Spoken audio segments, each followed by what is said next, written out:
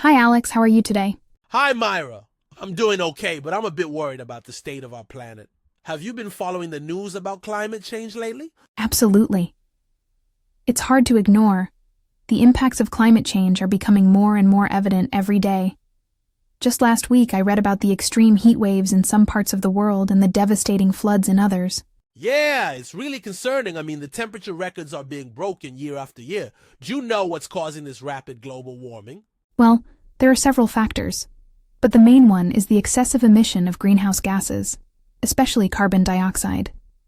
The burning of fossil fuels like coal, oil, and gas for energy production, transportation, and industrial processes is releasing huge amounts of CO2 into the atmosphere. I see. And deforestation also plays a big role, right?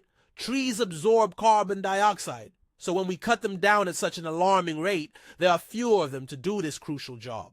Exactly. Plus, agricultural activities contribute a lot too. Livestock farming, for example, produces methane, which is another potent greenhouse gas, and the use of fertilizers releases nitrous oxide. It's amazing how so many aspects of our daily lives are contributing to this huge problem. What do you think are the most significant impacts of climate change that we're already seeing? Well, the rising sea levels are a major threat. Low-lying coastal areas are at risk of being flooded, and many small island nations are in real danger of disappearing completely. Take the Maldives, for instance. Their average elevation is only about 1.5 meters above sea level. That's terrifying. And what about extreme weather events? They're becoming more frequent and more intense.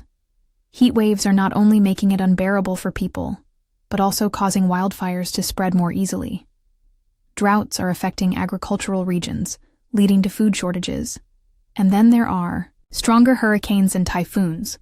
Remember Hurricane Katrina in 2005? The destruction it caused was massive. Yeah, I do. It's crazy how much damage these weather events can do. And it's not just about property and infrastructure. What about the impact on wildlife and ecosystems? It's a disaster for them too. Many species are losing their habitats. Polar bears, for example, are struggling because the Arctic sea ice is melting. They rely on the ice to hunt seals, and with less ice, their survival is at stake. I had no idea it was that bad for the polar bears. And what about other animals? Well, coral reefs are also in big trouble. Rising ocean temperatures are causing coral bleaching. Coral reefs are home to a vast number of marine species, and if they die, it will have a domino effect on the entire marine ecosystem. This is all so overwhelming. Do you think there's still hope to reverse the situation? I believe there is, but we need to act quickly, and on a large scale. The Paris Agreement was a step in the right direction. It aims to limit global warming to well below 2 degrees Celsius above pre-industrial levels, and preferably to 1.5 degrees. Right, I've heard about the Paris Agreement, but how are countries supposed to achieve these targets? They need to reduce their greenhouse gas emissions significantly. This means transitioning to renewable energy sources like solar, wind, and hydropower. Many countries are already investing in these clean energy technologies. For example, Germany has made great progress in solar and wind energy production. That's good to hear. But what about developing countries? They may not have the resources to make such a big transition. True. That's why developed countries have a responsibility to help. They can provide financial and technological assistance to developing nations. There are also initiatives like carbon offsetting, where companies or individuals can invest in projects that reduce carbon emissions elsewhere to compensate for their own emissions. I've heard about carbon offsetting, but it seems a bit complicated. How does it actually work? Well, let's say a company has a high carbon footprint because of its manufacturing processes. It can invest in a project like reforestation. By planting trees, these new forests will absorb carbon dioxide over time, effectively offsetting the company's emissions. I see. But is carbon offsetting really effective? It can be if it's done properly. However, there have been some cases where the offset projects haven't been as successful as they were supposed to be.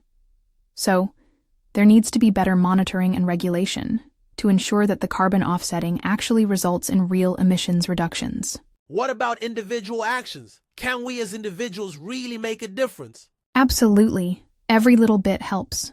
We can start by reducing our energy consumption at home, turning off lights when we leave a room, using energy-efficient appliances, and adjusting the thermostat to save on heating and cooling. That makes sense. And what about transportation? Well, we can choose to use public transport more often, carpool, or even better, walk or bike for short trips. If we need to buy a new car, we can consider an electric or hybrid vehicle. I've been thinking about getting an electric car. They seem like a great option, but aren't they expensive? They can be a bit pricier up front, but in the long run, they can save you money on fuel and maintenance. Plus, many governments offer incentives like tax breaks or subsidies to encourage people to buy electric vehicles. That's good to know. And what about our diet? Can that have an impact on climate change? Definitely. A diet high in meat, especially beef, has a large carbon footprint. Livestock farming requires a lot of resources, including land, water, and feed. And as I mentioned before, cows produce methane. So, reducing meat consumption, even just a little bit, can make a difference. I never thought about it that way. I guess I could try to eat less meat. What else can we do? We can also reduce, reuse, and recycle.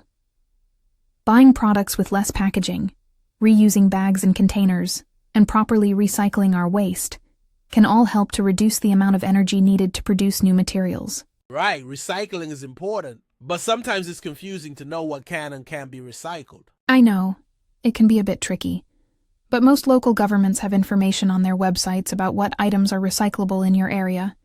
It's worth taking the time to learn. Okay, I'll look into that. And what about businesses? What role should they play in combating climate change? Businesses have a huge role to play.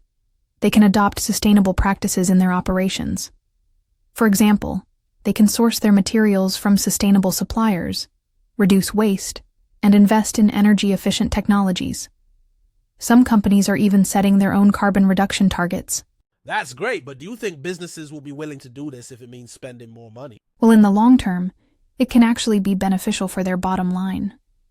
Consumers are becoming more environmentally conscious, and they're more likely to support companies that are taking steps to reduce their environmental impact. Plus, being more sustainable can lead to cost savings in the form of reduced energy bills and waste disposal costs. I hadn't thought about it from that perspective. And what about governments? What more can they do? Governments can implement stricter environmental policies and regulations. They can impose carbon taxes, which would make it more expensive for companies to emit greenhouse gases. This would encourage them to find cleaner and more sustainable ways of doing business. A carbon tax sounds like a good idea. But wouldn't it be unpopular with businesses and consumers? It can be a bit controversial, but if the revenue from the carbon tax is used to invest in clean energy and other climate change mitigation efforts, it can have a positive impact. Also, the transition to a low-carbon economy needs to be managed carefully to minimize the impact on vulnerable groups. What about international cooperation? Is that really necessary? Absolutely. Climate change is a global problem, and it requires a global solution. No one country can solve it on its own. Countries need to work together to share knowledge, resources, and technology. That's why agreements like the Paris Agreement are so important. I understand that, but sometimes it seems like countries have different priorities. How can we ensure that everyone is on board? It's a challenge, but through diplomacy and negotiation, we can find common ground. Also, raising awareness about the urgency of the issue can help to build public support, which can then put pressure on governments to take action. I hope so. It's just so overwhelming when you think about the scale of the problem. I know, but we can't give up. Every small action, whether it's by an individual, a business, or a government, can contribute to making a difference. We need to keep pushing for change. You're right. I guess I'll start by making some changes in my own life and encourage others to do the same. That's the spirit. Let's all do our part to protect our planet for future generations.